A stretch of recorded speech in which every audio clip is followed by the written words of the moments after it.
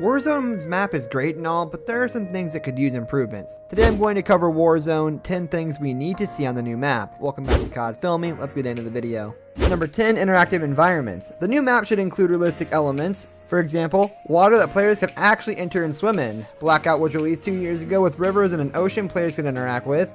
Added in water features will introduce a new element to the gameplay, which many Blackout fans enjoyed. It is not too much to ask for rocks that can be mantled, and hopefully Raven creates the environment that makes it feel real. Verdansk needed just a few additional features that can make the experience more immersive. Number 9, new vehicles. With difficult terrain, it would make sense to have new vehicles for players to use. It might be time to rehire the helicopter, which is absurd and abused in early game situations. The semi-truck might need to go as well, and has the worst hitbox of all the vehicles and is essentially indestructible. Raven can add dirt bikes, jet skis, and snowmobiles to the map. The new map is an open canvas and players will look forward to a new host of vehicles. Number 8, assailable buildings. Warzone players know that there are several buildings in Verdansk that do not have a zip line and enemies can camp until the final circle. The new map will be set in the Ural Mountains, so there will be far less multi-story buildings to occupy. Enemies should never feel safe at a building, and Raven can improve the gameplay by making it easier to take down enemies that try to hide until the end of the match. Number 7, good lighting and contrast. Players that have experienced the lightning in Verdansk know that there are certain areas where enemies can hide in plain sight. Too much brightness and the sun's glow will blind players, not enough brightness and enemies are invisible in dark areas. Verdansk is a battlefield, but some of the buildings should have enough light to see enemies. Because the new map will take place in a heavily wooded area, the lighting should be optimized to make it easier to spot enemy players. Number 6, a new gulag experience. With numerous gunfight maps at their disposal, Raven can give players multiple different gulags with different maps and guns. The gulag system at launch was essentially the same map with small differences depending on which gulag players were put in. Team gulags were teased before the Cold War integration, and players look to see a new system on the new map. Number 5, new casual modes. After almost a year of plunder and battle royale, players want to have the option to play a more casual game mode. Raven should look back at all the fun modes that were added to Blackout from Black Ops 4. Warzone's new and limited time modes have gotten better, but players should always have the option to play a mode that is not plunder or battle royale.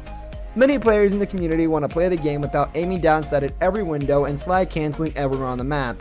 Number 4, seasonal changes. Blackout developers did a great job changing the map with each season and holiday. Sometimes it is the small details that matter in a battle royale game. Infinity Ward added a nighttime mode in Warzone, but apart from that short event, the map has not changed since launch. Covering the map in snow during the winter and leafless trees in the fall would make the game just a little better. Number 3, Easter eggs.